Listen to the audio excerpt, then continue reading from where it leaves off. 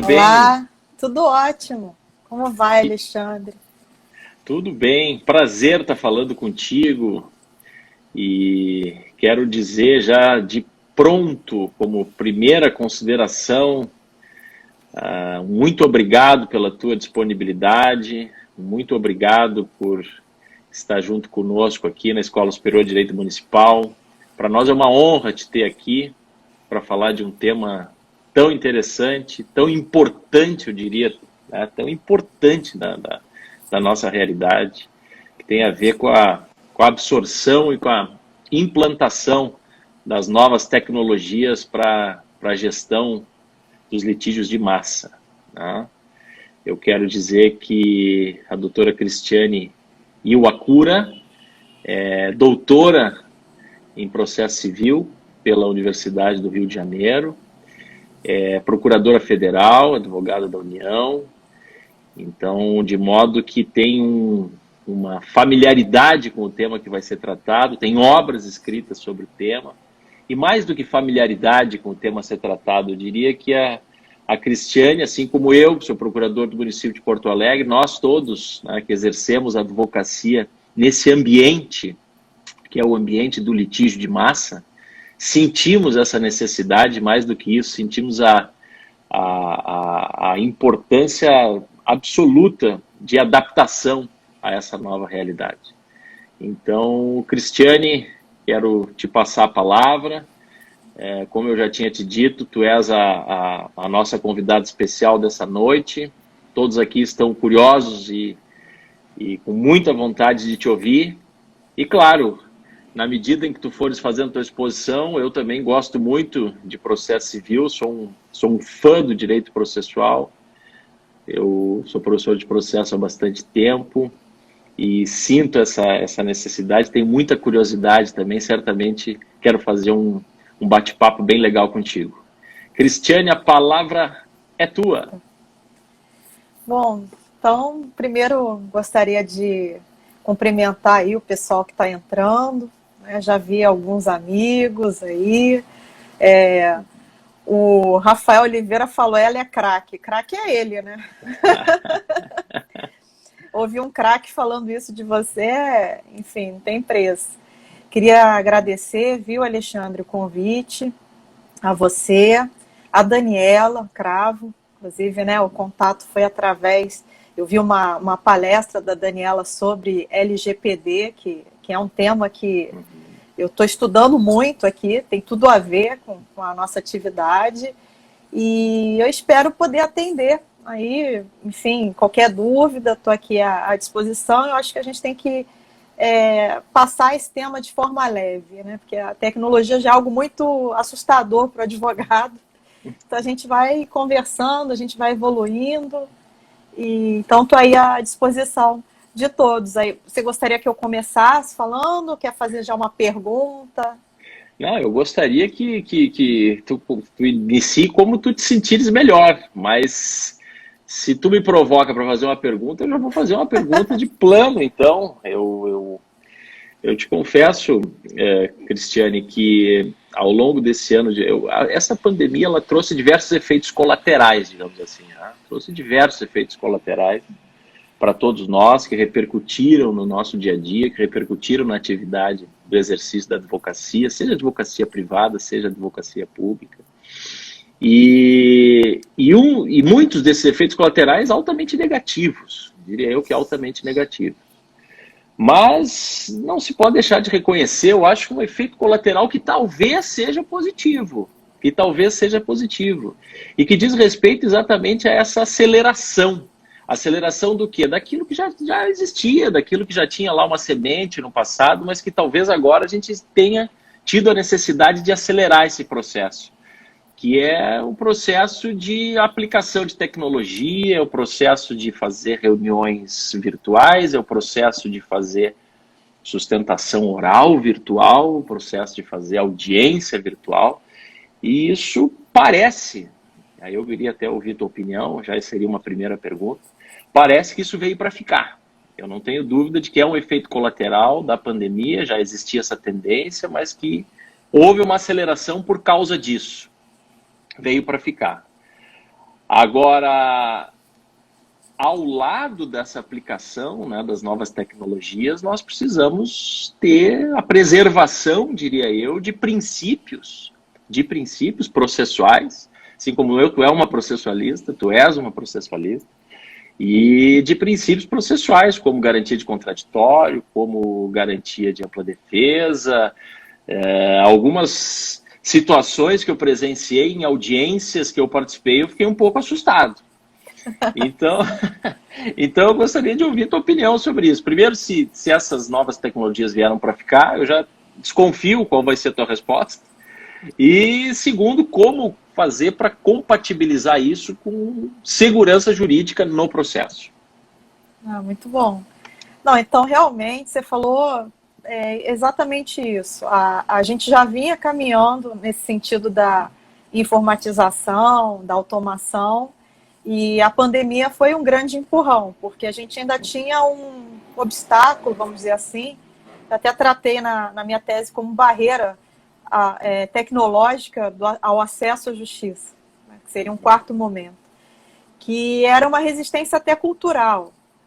Então, as pessoas que não são muito familiarizadas não queriam usar o meio tecnológico, e com a pandemia sem alternativa, elas foram, né, impulsionadas, né, empurradas, tem que usar, é assim.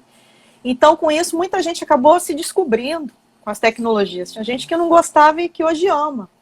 É simplesmente aquela coisa do banho de água fria, né? Você, às vezes tem um medo de entrar ali, mas depois que entrou, acostumou, você não quer sair mais.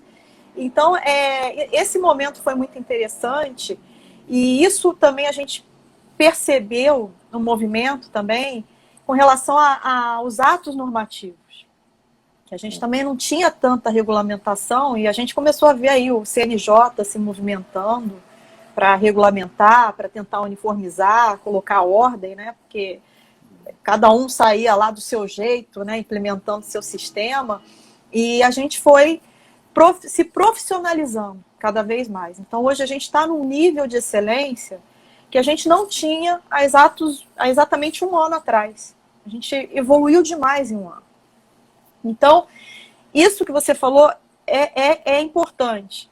Isso tem a ver com a sua segunda pergunta, que é com relação às garantias processuais. Então, como a gente ainda está num movimento, né, de transição, a gente ainda não consolidou. Ainda algumas coisas não foram bem alinhadas. Tem muita coisa que ainda está, né, nessa fase aí de adaptação, vamos dizer assim. Então, a gente vê muita videoconferência, né? O pessoal não respeita a oralidade como deveria, né, ser respeitada no presencial. Tem gente que acha que, por exemplo, apresentar memorial gravado é igual a uma audiência. Não é. Você não tem a questão do convencimento imediato, né, o olho a olho, aquele olho no olho com o juiz, né? Você tem só um documento. Então, assim, tem coisas que a gente ainda tem que caminhar e ajustando. Isso aí, o Alexandre, seria um assunto só para uma live, assim, só falar sobre essa questão aí das garantias processuais é algo muito denso.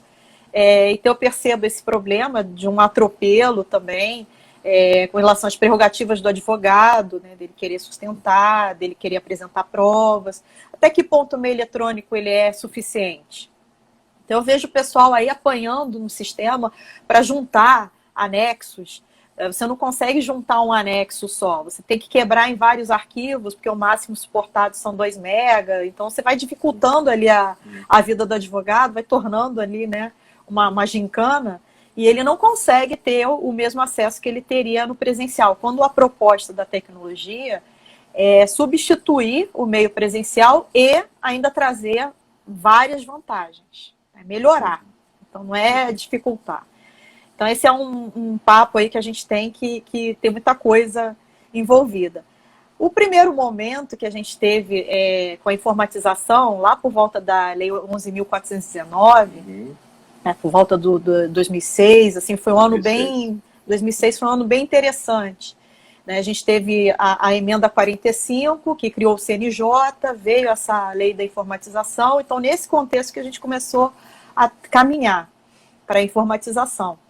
E aí eu me lembro bem que a gente, como advogado, assim, ainda lá no início, né, advogado público, a ferramenta que a gente usava era só processamento de texto. Você não usava inteligência artificial nada, você só substituiu a máquina de datilografia, só isso. O resto era tudo igual. Então, a gente foi caminhando no sentido de perceber, falar, poxa, peraí, aqui tem uma planilha de Excel.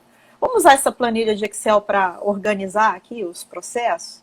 Pô, tem um filtro legal, vamos usar esse filtro? Então, o pessoal foi percebendo a tecnologia e hoje a gente tem o uso intenso da inteligência artificial.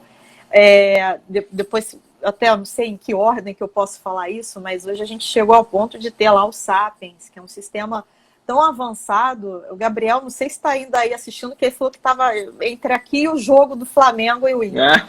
A gente tem essa concorrência. Bom, o jogo é um pouquinho mais tarde, o jogo é às 9. Então vai seguindo aí, Gabriel, vai vendo se eu estou falando besteira.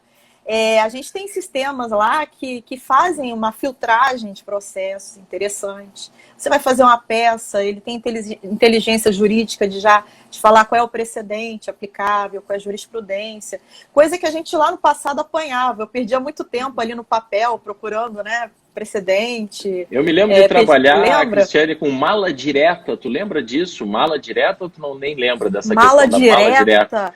O Word tinha uma função. Tinha uma função no Word, me lembro quando eu fui estagiário da Caixa Federal. Nome, ele faz um monte de ofício igual com o mesmo nome, né? O pessoal usava eu me lembro que a gente fazia agravos de instrumento, assim, as pencas, usando a mala direta, mas era já uma grande evolução. Imagina agora, né? É um modelão, né? Que você sai preenchendo os campos, né? As macros, e ele gera. Então, isso aí é maravilhoso. A gente ainda usa isso hoje para certificado, para emitir certificado, mas a gente está melhorando. Então, assim, esse movimento aí da integração do advogado público, né, com a tecnologia é algo que a gente ainda não chegou num ponto ideal. A gente está caminhando para isso. Então, outro trabalho que eu tenho, que eu falo sobre isso, é sobre o novo papel do advogado público. A gente já tem que começar a pensar em se adaptar às novas realidades, para a gente não ser engolido por elas. Então, tem muito colega que fala, poxa, já tem robô, eu não vou ter mais função. Quer dizer, vai ter? Claro que vai. Porque quem é que vai alimentar o robô? Quem é que vai dar as informações para o robô? Quem vai fazer o link entre a realidade e a tecnologia? É o advogado, ele continua sendo necessário, mas ele tem que conhecer tecnologia, ele tem que aprender outras matérias que ele provavelmente ainda não tem. A gente não tem na faculdade ainda tecnologia. Eu acho que poderia abrir já algumas, eu acho que até já abriram no Sul. Uma cadeira de processo de tecnologia. Esse é um ponto que eu certamente não poderia deixar passar, e aqui é solto, a gente vai trazendo os assuntos, né, Cristiane? Mas a questão da formação e a questão do treinamento, seja ele tardio, ou seja, um treinamento já pós-graduação, ou seja, um treinamento na graduação, ou mesmo no trabalho que a pessoa exerce, essa questão do treinamento é fundamental, né? Eu lembro que quando surgiu o processo eletrônico, eu ouvi comentários dos mais diversos, do tipo, mas eu não mexo com isso, não, mas eu sou do processo físico, não, e uma resistência enorme à adaptação ao processo eletrônico, né? E trazendo as pessoas trazendo problemas do tipo, mas se cair a internet no último dia do prazo, mas aí se nós pensarmos um pouquinho e trouxermos para a realidade do processo físico, e se estraga o carro no último dia do prazo, e se interdita a ponte no último dia do prazo, não vai físico também, né? Você falou exatamente isso. Muita gente fala que o processo eletrônico traz mais problemas e não consegue enxergar que no presencial a gente tem o mesmo problema, né? Isso é diferente. Então, assim, muitas funções vão deixar de existir. Eu estava vendo ontem mesmo uma live sobre isso e o colega estava lá falando isso. Tem muita função que vai deixar de existir com a tecnologia. Então, um exemplo claro é um servidor que a gente tem que só fazia a carga dos autos físicos. Então, se ele não souber fazer outra coisa, né, que não seja transporte de autos físicos, como é que eu vou colocar ele lá na minha equipe? E ao passo em que eu não tenho um servidor que saiba fazer edição de vídeo. Então, eu tenho novas necessidades dentro da nossa carreira, da advocacia pública, E o advogado público também tem que se adaptar, ele também tem que buscar o conhecimento. Então, a primeira fase que eu falo é essa, o desafio que a gente tem é com relação ao pessoal. A gente vai ter que investir muito em capacitação, porque eu vejo muita gente com o seguinte papo, vamos desenvolver um sistema, vamos desenvolver ferramentas com inteligência artificial e tal. Beleza, mas quem vai operar isso aí? Cadê as pessoas? Tem que fazer a capacitação dessas pessoas, senão não adianta você contratar um sistema super avançado, maravilhoso, se não tiver ninguém para operar. Então, a gente teve um exemplo disso. O pessoal comprou lá um pacote lá maravilhoso de Adobe, mas ninguém sabe usar o pacote de Adobe. É caro. Claro. E pior, às vezes você não tem um computador capaz de rodar o Adobe, que é tão pesado o programa e os computadores não são pensados para esse tipo de programa. Então, a gente também tem que ter uma reavaliação na parte de contratação das novas tecnologias. Tem uma parte mais estrutural, mas que tem tudo a ver com a advocacia pública, até porque a gente presta, né, consultoria nessa área. Então, outra questão que eu falo da promoção da cultura de inovação também. Começar a falar... Porque, assim, quando a gente colocou aqui no título da live, tá lá, né, tecnologias, demandas em massa e tal. Mas vai além disso. A gente já está num processo de inovação que sai das novas tecnologias. Quando a gente fala em inovação, não é necessariamente uma tecnologia nova. Pode ser uma forma de trabalhar nova, um fluxo de trabalho novo. Então, a gente também tem que pensar em trazer os colegas para essa nova realidade e que eles passem a pensar também de uma forma inovadora. Eu vejo muito colega hoje ainda resistente, querendo fazer do modo tradicional. A gente já tem lá um projeto, que acho que até tem colega aqui assistindo que faz parte desse projeto, de Visual Law. Então, a gente já tem uma equipe lá de Visual Law, eles fizeram lá os modelos, né? Um memorial de uma página que o juiz olha, bate o olho e já entende tudo. Alguns até gravam um vídeo bem curto para fazer a sustentação oral, isso já pensando, né, em todo esse potencial tecnológico. Mas tem colega que vai fazer a peça, não consegue, né? Porque tem muito conhecimento envolvido, né? Uma capacitação toda para você chegar no... Porque senão fica ridículo, né? Vamos dizer assim, né? Se fizer uma petição muito colorida, muito poluída, não é isso. Então, para tudo tem um estudo, né? Então, a gente está procurando fazer capacitação nesse sentido e também trazer os colegas. Tem colega que fala, não gostei dessa peça, não gostei. Para que esse desenho? Não gostei. Que coisa feia. Então, você tem que estar com o espírito, né, para entrar nessa nova fase. E, tecnicamente, a gente tem uma explicação para cada elemento. Chega e fala, não, isso não é um mero desenho. Isso aí é algo que já ativa teu cérebro para você já introduzir o tema. Você já fica ligado que aquilo, né? Então, tudo tem uma razão de ser. Então, essa também é outra questão. E deixa eu te fazer uma pergunta, Cristiane, dentro dessa linha. O Visual Law, especificamente, ele transcende a necessidade inerente a uma demanda de massa, né? Na verdade, eu posso montar... Não existe uma relação necessária, me corrige se eu estiver cometendo uma impropriedade, mas a utilização dos recursos de transmissão do direito de uma forma mais didática, de uma forma mais objetiva, de uma forma mais clara, ela não necessariamente esteja ligada a litígio de massa. Tá correto ou o que tu acha? Com certeza. Na verdade, eu acho que esse recurso está muito mais relacionado, acaba atingindo demandas em massa, mas a complexidade das informações. Então, quando a informação ela é muito complexa, muito densa, o juiz ele não tem, às vezes, especialização. Não tem como ele ter especialização em tudo. Então, sei lá, uma matéria específica, por exemplo, eu trabalho lá na CVM, Mercado de Capitais. Quantas pessoas no mundo sabem mercado de capitais? Então, isso é judicializado. O juiz, ele às vezes não vai compreender de primeira. E não é uma questão dele não conseguir. É porque é muita informação em pouco tempo. E ele tem, sei lá, 300 causas para julgar, não é só aquela. Então, o ideal é que a informação chegue mastigada para ele, para que a gente tenha uma maior chance de êxito. Então, é complexo. Então, eu faço uma linha do tempo, eu faço, sei lá, uma tabela, eu faço organogramas para eu entender como é que é a estrutura. Então, isso tudo facilita demais a vida. Então, ele bate o olho. É aquele famoso, né? Você quer que eu desenhe para te explicar? Mas é uma piada, mas é Que é porque visto como uma forma pejorativa muitas vezes, mas a gente não tem que fazer essa relação. Não. Exatamente. Eu mesmo, às vezes eu peço para alguém, eu falo, desenha para mim, aí que eu não tô visualizando. A pessoa faz um esqueminha, pronto, já entendi. Uhum. Então, a gente também tem que quebrar esse preconceito, como você falou, né? Não é só um desenho fofinho, não é para questão estética. É para ajudar na compreensão. Quem é professor? Você é professor, você sabe muito bem disso. A gente usa recursos visuais para ajudar os alunos a compreenderem a matéria. Então, da mesma forma, no judiciário, a gente também pode ajudar o magistrado, o julgador a compreender. Então, esse recurso é muito interessante, né?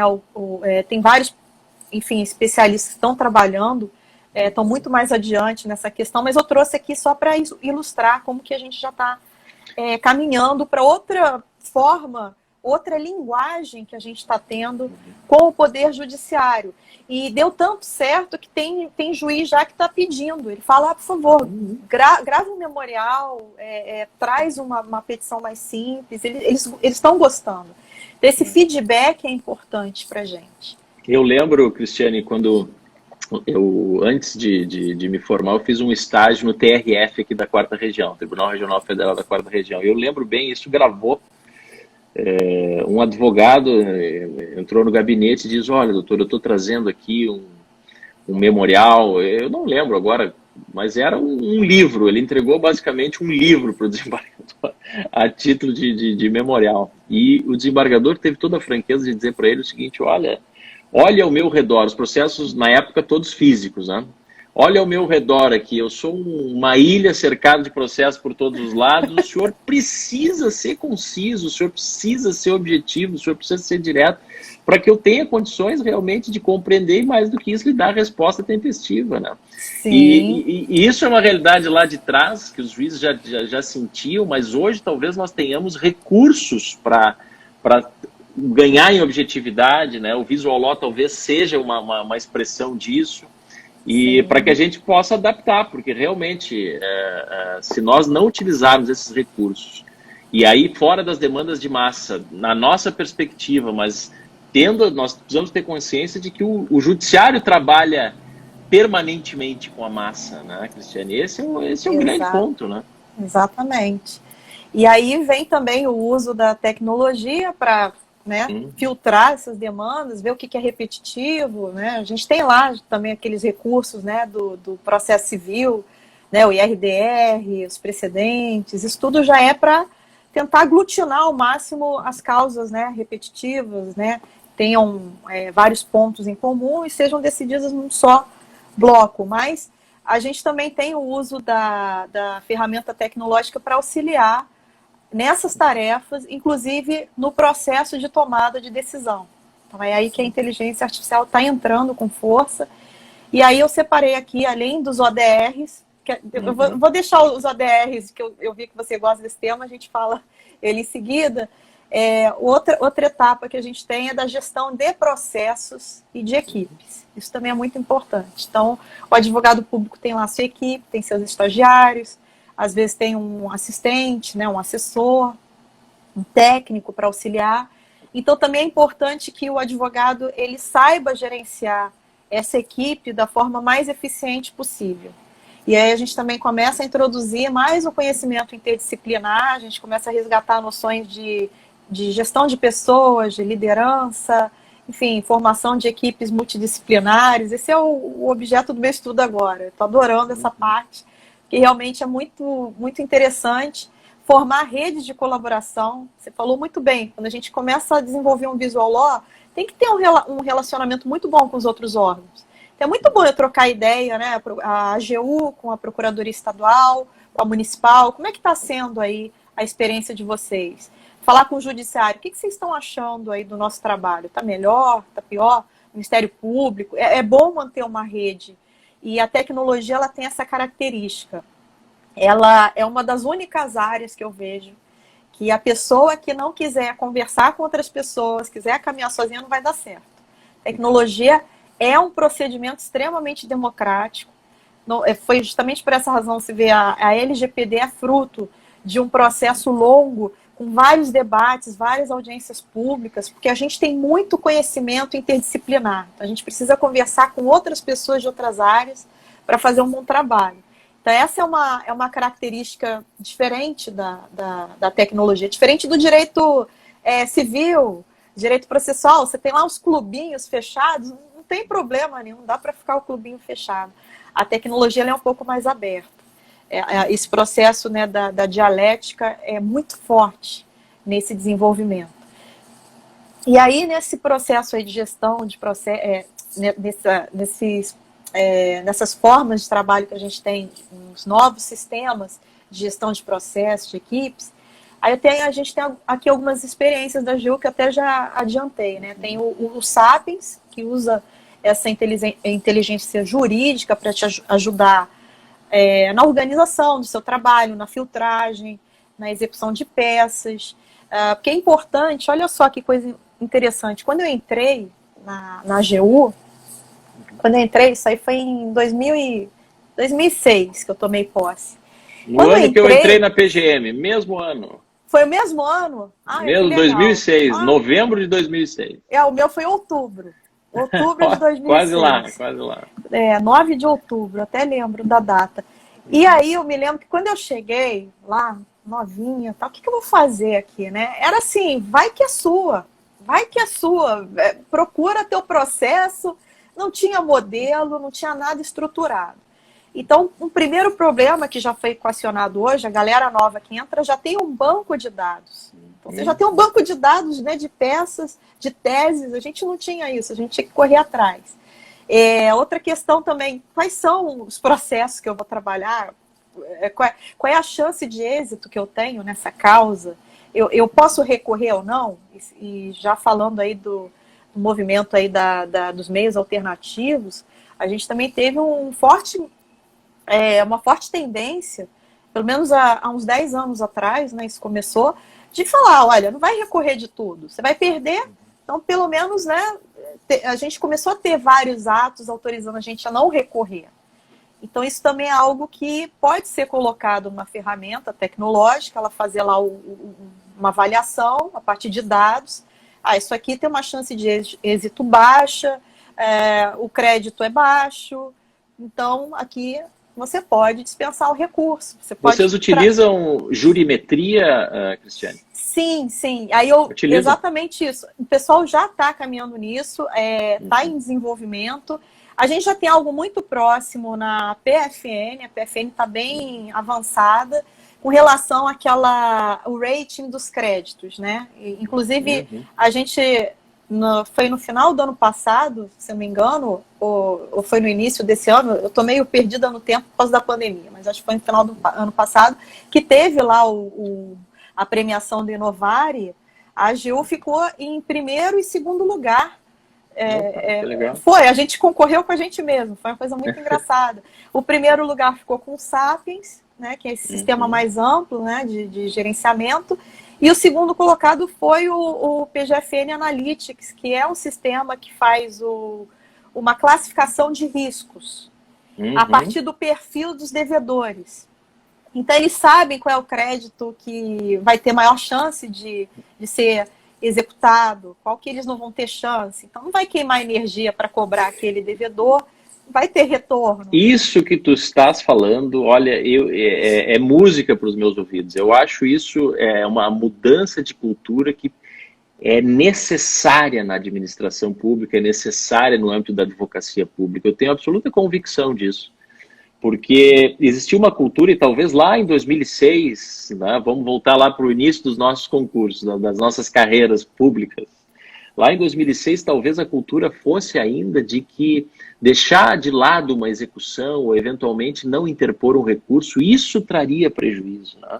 Não interpor o recurso ou não ajuizar a execução, custe que custar, mesmo que o crédito seja prescrito, mesmo que seja dar tiro na água, ou seja, eu sei que a capacidade de pagamento do devedor é absolutamente zero, mas mesmo assim ajuizar. Essa mudança de cultura é fundamental no âmbito da advocacia pública. Exatamente. Então, essa predição, né, essa capacidade de antever o que vai acontecer, né, e me parece que a questão da consolidação pelo novo CPC, dos precedentes vinculantes, auxilia nesse sentido, no que se refere à tomada de decisão para interposição de recursos. Isso é fundamental, porque o prejuízo está, hoje, nós temos que ter essa clareza, não sei se tu concorda comigo, o prejuízo está em recorrer sem nenhum tipo de perspectiva, de ajuizar uma execução sem nenhum tipo de perspectiva. É muito melhor evitar esse tipo de atitude. Exatamente. Do que fazer. Porque o advogado público, ele tem um custo. Então, você deixar ele lá, desperdiçando tempo, energia, para executar, sei lá, R$500, ele poderia estar dando maior atenção para uma causa milionária. Você falou tão bem isso aí que eu me lembrei. Uma prova disso é o reexame necessário. Reexame necessário é exatamente essa cultura de que não recorrer traz prejuízo. Então, foi até previsto em lei. Olha, se você esquecer o prazo, vai subir de qualquer jeito. É a prova disso. Então, assim, e muita gente critica, inclusive, a existência dele por conta disso, né? Várias prerrogativas, vamos dizer assim, vão caindo conforme a gente vai evoluindo. Então, isso aí foi bem interessante. Essas ferramentas, né, preditivas, elas são muito importantes para a gente, porque a gente acho que até um sistema, eu não sei você, mas eu, antes de ser advogada pública, eu era advogada privada. E eu ainda sou. Vocês podem. Pois a gente não pode. Mas, assim, na época que eu era advogada em escritório privado, a gente já tinha o uso disso. Então, a gente fazia provisionamento de causa. E quando eu entrei na AGU, não era nada assim. Então, eu senti falta. E eu acho que até por isso, que eu, muito, muito nova, ainda lá desde trás, eu fiquei muito na gestão de processos. Desde cedo, eu me engajei nessa parte, porque eu trazia essa experiência do escritório privado, que é muito organizado. Eles são muito organizados, então eu falei, poxa, vamos arrumar essa bagunça aqui, vamos profissionalizar. E eu acho que muitos colegas vieram com esse espírito. Então, é por isso que até hoje, Alexandre, a gente tem uma preocupação de manter um diálogo da AGU com os advogados. Porque a gente acha que tem muita ferramenta que eles já desenvolveram, que podem contribuir e vice-versa. Então, acho que esse diálogo é importante. Mas pelo fato dos advogados privados ter uma liberdade maior na contratação, né, vocês podem ousar mais, é interessante porque já traz um conhecimento aplicado que deu certo. Então, a advocacia pública é um pouco mais engessada nesse sentido. A gente não pode sair, sabe, inventando. A gente tem que ter um precedente, alguma coisa. Então, é legal essa troca. Então, assim, essas são as ferramentas. Então, a gente tem o Sapiens, que evoluiu, e hoje a gente vai ter o Super BR, que já está sendo noticiado, que é uma integração de todos os processos eletrônicos administrativos. E aí a gente já está tendo vários colegas de procuradorias estaduais, municipais, procurando a AGU para fazerem parte desse sistema. E aí chega a Fernanda, um beijo para ela, é minha parceira de tecnologia. Tem a Cecília, não vou citar nomes, Luiz entrou aí, enfim, pessoas muito queridas, né? Todos os papas da tecnologia. E que ela até falou, Cris, fala da interoperabilidade, né? Que é a minha tese de doutorado. Que é isso, eu defendo essa integração dos sistemas para a gente aumentar a eficiência no serviço público. Então, essa troca de informações é muito legal. Agora, recentemente, o CNJ, ele já lançou uma iniciativa no sentido de integrar os sistemas processuais judiciais pelo PDPJ-BR. Ele está tentando fazer isso. É claro que ele elegeu o PJE, né? Então, assim, tem discussões se é o melhor sistema ou não, mas é uma tentativa para fazer com que todos evoluam no mesmo sentido, porque você tem cada vez... Você, como advogado, você deve saber, né? Cada lugar é um sistema diferente, é uma exigência diferente, é um cadastro diferente, e a gente tem que promover uma padronização. A padronização é importante. Um outro artigo meu que está no forno é a importância do UX Design para interoperabilidade, que é o quê? O UX Design é User Experience, que é desenhar sistemas pensando no usuário, no cidadão. Então, eu tento fazer plataformas intuitivas, que ele vai chegar e, opa, eu naturalmente vou acessar. E isso tem muito a ver com a garantia do acesso à justiça. Que quantas pessoas estão deixando de ter acesso à justiça por dificuldades de acesso ao sistema, né? Já é difícil instalar o programa, não consigo achar, onde que eu vou mandar a peça? E aí a pessoa acaba tendo, mesmo nas situações do chamado jus postulante, que ela pode ingressar sem advogado, ela é obrigada a contratar um advogado. Então, a gente acaba mitigando, por exemplo, outra garantia, como você falou lá no início, das garantias. Então, nesse caso, a gente tem que pensar em quê? Em plataformas que sejam integradas, para eu também descobrir informações sobre uma pessoa. De repente, aí na Procuradoria você tem uma informação importante para a AGU. A AGU tem uma informação importante para você sobre uma determinada pessoa, um determinado devedor. Isso tem que ser trocado. Então, isso aí vai aumentar a eficiência, com certeza, a transparência e um outro elemento que é importantíssimo, que é a confiança do cidadão nas instituições públicas. Porque aumentando-se a confiança do cidadão nas instituições, a gente vai conseguir caminhar muito melhor nesse desenvolvimento. Então, são 3 pilares assim, que eu acho que são essenciais. É isso. Mais alguma dúvida, assim, que eu falei muito aqui, eu vou falando? Não falasse muito, não. Falasse, fosse no ponto.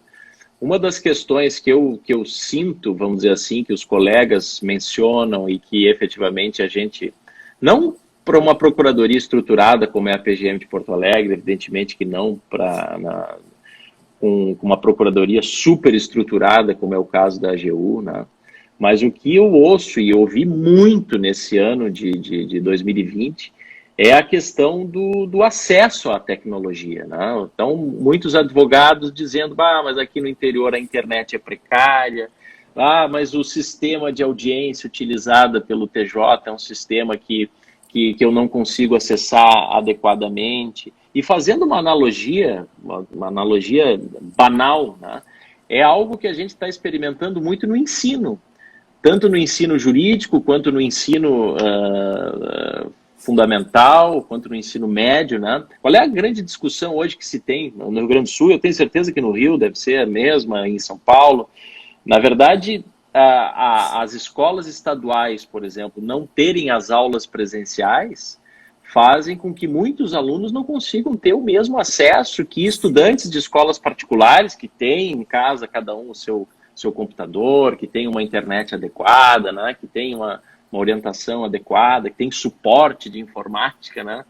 Então, a desigualdade é muito grande. Então, a gente ouve muito aqui no Rio Grande do Sul essa queixa. Essa queixa é muito recorrente. Eu entrei em várias audiências ano passado e os advogados, pois é, doutora, que aqui a internet não pega. Pois é, doutora, vamos esperar o final do ano que vem para poder... Aqui a minha internet não dá conta, porque aqui o meu sistema não dá conta. Quando se fala, então, de testemunha, é incrível, porque as testemunhas são, né, dos mais diversos tipos e com características diferentes. Então, pessoas muitas vezes extremamente humildes, pessoas extremamente não habituadas a esse acesso, né? Ao acesso. Então, como, Cristiane, a gente permitir, né, ou como a gente mitigar esse problema da heterogeneidade do nosso país? Isso aí é uma pergunta assim, chave, vamos dizer assim. E eu me lembro muito bem de uma fala do professor Ingo Sarlet.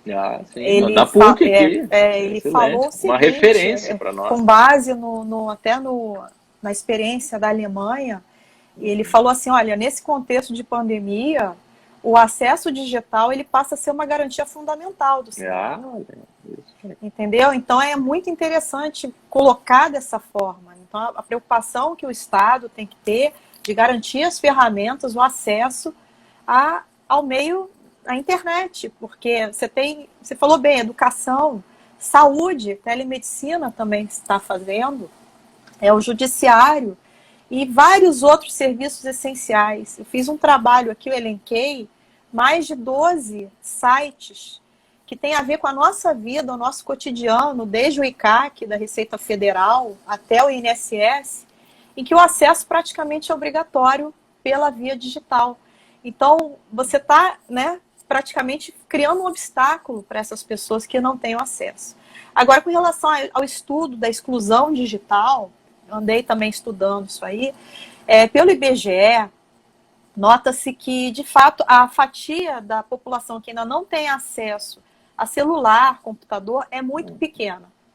Agora, é fato que o sistema de telefonia ainda é muito fraco, o sistema de transmissão de dados é muito fraco. Eles até têm um estudo já dizendo que em 4 ou 5 anos a telefonia fixa vai acabar. Eles também falam isso, vai acabar, porque está todo mundo migrando para o móvel, e também a questão da internet de ter vários pontos de transmissão eficientes. Isso a gente ainda não tem. Então, muita gente até brinca, assim, que o ideal é a experiência da Estônia. Estônia é o país digital. Falei, mas pequena lá, diferença de tamanho também. Ele é pequeno, ele é tamanho de um bairro aqui no Brasil. E outra coisa... Pequena diferença. Outra coisa que eu falei lá atrás, eles têm uma confiança do cidadão nas instituições muito alta, e isso possibilitou que eles fizessem uma rede de colaboração com instituições privadas para prover esse acesso da internet em todo o país, que é um bairro aqui do Brasil, ok? Mas a gente pode, de repente, fazer de maneira regionalizada, por que não? Não sei. Aí já é uma questão de infraestrutura muito pesada, mas dentro dessa colocação do professor Ingo Sarlet é uma preocupação de grandeza, assim, maior mesmo. A gente tem que pensar nisso para já. Então, essa colocação dele foi perfeita e aí a gente tem que trabalhar nisso, né? Então, Alexandre, a gente tem que escrever muito sobre isso, né? Isso aí vai ser... Temos que escrever. Temos sim. E aí, um outro momento aqui que eu separei para conversar, que já caminhando aqui para o finalzinho, né? Tô vendo o tempo. Isso, infelizmente tá voando a nossa live. Tá voando, a gente costuma ter... Tá ótimo, 50, 55 minutos aí. A gente está nos últimos 8 minutos. Sim, sim. E o último momento, a gente também está falando sobre a inserção, que também não é bem tecnologia, ela é mais inovação, do design thinking, que o pessoal chama legal design thinking. Muita gente mistura isso com o visual law e tal, não é bem a mesma coisa. O design thinking, ele está mais ligado ao desenho organizacional. E aí eu queria colocar uma coisa. As estruturas mais eficientes, a gente nota, elas são mais horizontais. Essa questão de hierarquia se nota que não é tão boa, tão eficaz para que a gente tenha uma maior celeridade, enfim, melhores resultados. E a isso a gente soma também uma outra ciência que eu já quero colocar aqui. Eu tô jogando para o pessoal se interessar e ir lá estudar, que é muito bacana. Gestão visual. Que eu acho que os advogados já fazem muito. Que é você colocar todas as etapas de um projeto seu, enfim, uma defesa, qualquer coisa, você coloca ali num quadro e você vai andando ela de etapas, desde, né, o que eu tenho que fazer, o que foi feito, né, o que eu preciso fazer. Então, isso também é uma organização mental muito interessante por uma razão. A gente, quando sai de férias e entra um colega no nosso lugar, ele às vezes perde o dia inteiro para entender o que está acontecendo.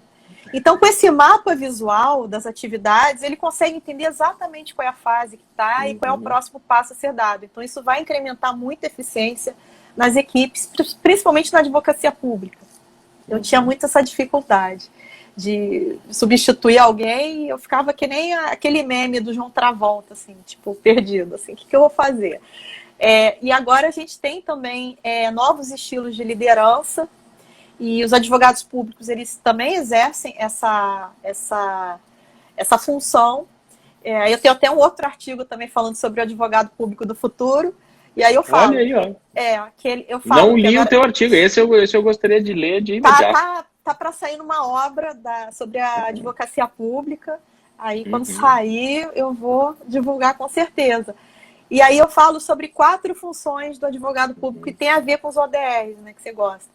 O advogado público gestor, o advogado público programador, que é justamente que vai fazer o link entre o sistema informatizado e a realidade, o caso concreto, o advogado público, compliance officer, que a gente já pensa mais em prevenção do que, né, em remediar, em contencioso. A gente prefere orientar o órgão assessorado para agir da melhor forma possível e evitar que aquilo vá para o Poder Judiciário. Então, tem essa função do compliance officer.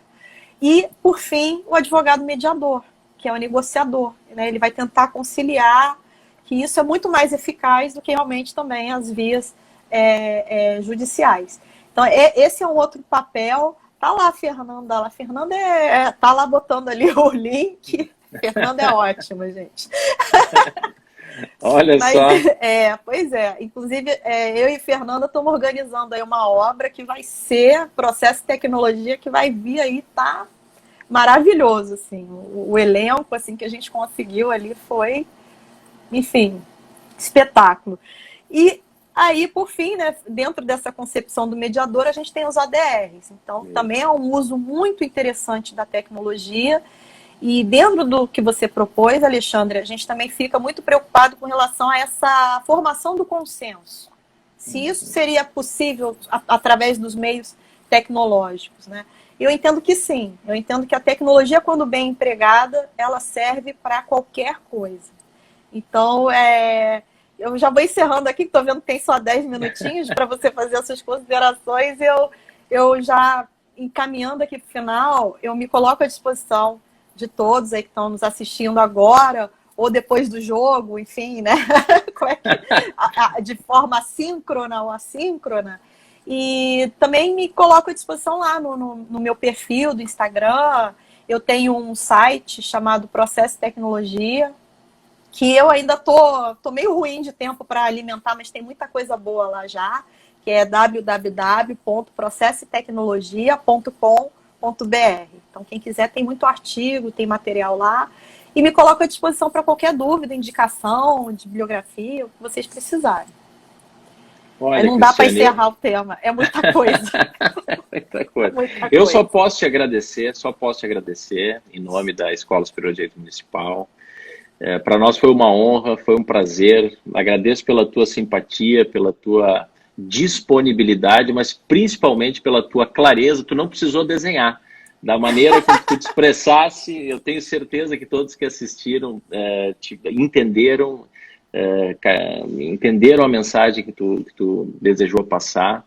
Eu acho que esse caminho, que é o caminho da tecnologia aplicada ao processo, aplicada à gestão dos processos, sejam eles judiciais ou administrativos, é um caminho sem volta, absolutamente sem volta. E nós precisamos, acho eu, num primeiro momento, eliminar preconceitos em relação a isso. Nós tínhamos uma primeira fase que eu poderia chamar de uma fase de resistência. Muitas pessoas resistiram, muitas pessoas achavam que não era o caminho, muitas pessoas achavam que era muito difícil, que era complicado, que essa mudança seria uma mudança difícil de adaptar. Mas eu acho que essa fase foi superada. Agora nós precisamos superar, eventualmente, preconceitos, né? Entraves do tipo, né? E eu acesso à internet a todos, tu citasse o professor Ingo, que é uma referência para todos nós aqui, que é um orgulho para nós aqui da PUC. Então, é esse tipo de reflexão que precisa ser feito agora, né? Reflexão de vencer barreiras, de vencer preconceitos, de não achar que a inteligência artificial eventualmente vai substituir o juiz, de ter a consciência de que a utilização da tecnologia ela tem que estar adequada ao tipo de processo. Claro que ninguém, numa ação diferente de formação de precedente de um assunto novo, vai querer a adaptação, a aplicação da inteligência artificial, né? Evidentemente que não vai ter a substituição do julgador, ou do advogado público, ou do advogado privado pela máquina, né? Então, acho que o nosso caminho atual é de ruptura de preconceitos. Então, eu creio, tenho certeza que todos entenderam o teu recado, de que todos usufruíram da live, que foi espetacular o tempo. Quando eu vi agora 50, já está estourando o tempo, já passou. Então, quero, em nome da SDM, te agradecer de novo, Cristiane, dizer que esse é um primeiro evento e que certamente nós vamos te convidar para outros, e se tu aceitar o convite, nós vamos adorar. E Obrigada. te dou a palavra aí para se despedir do teu público. Muitos aí eu vejo que são teus fãs que entraram na live. Então, te Não despeça vale. deles. E Bom, um grande abraço a todos. olha, muito obrigada. Eu também fiquei impressionada aqui com as suas considerações, tá? Eu aprendi muito. Eu acho que foi um diálogo muito produtivo, né? Você como processualista trouxe aí as suas contribuições, foi ótimo. Eu me coloco sempre à disposição de vocês. Também espero vê-los lá, né, em parceria lá com a escola, em breve, em nossos eventos. Mandar um abraço caloroso aí para todos os amigos, né? Amigo não vale, gente. Amigo é assim mesmo. Mas é bom que eu tô com muitos amigos, muita gente boa. E eu gostaria de concluir aqui com a pergunta, né? Eu acho que realmente a tecnologia, a pandemia, ela trouxe uma herança que vai ficar. Muita coisa ruim, infelizmente, muitas pessoas, muitas vítimas, né? Mas no meio disso tudo, eu acho que a gente, com a nossa criatividade, com a nossa garra, nossa resiliência, a gente conseguiu desenvolver boas ferramentas, melhorias, para a gente continuar a nossa vida, né? Do jeito que a gente pôde. Então isso vai continuar. O que foi bom foi isso. Então foi um avanço, né? Realmente que a gente conquistou as duras penas, mas estamos aí, né? E que sigamos nesse avanço e, se Deus quiser, agora com a vacina, que a gente volte aos poucos à nossa vida normal com essas vantagens. Isso mesmo. Isso. Então tá, Cristiane, muito obrigado. Um abraço a todos que nos acompanharam e com certeza falaremos de novo. Um abração, obrigado. Um abraço. Bom Tchau, descanso a todos. Tchau.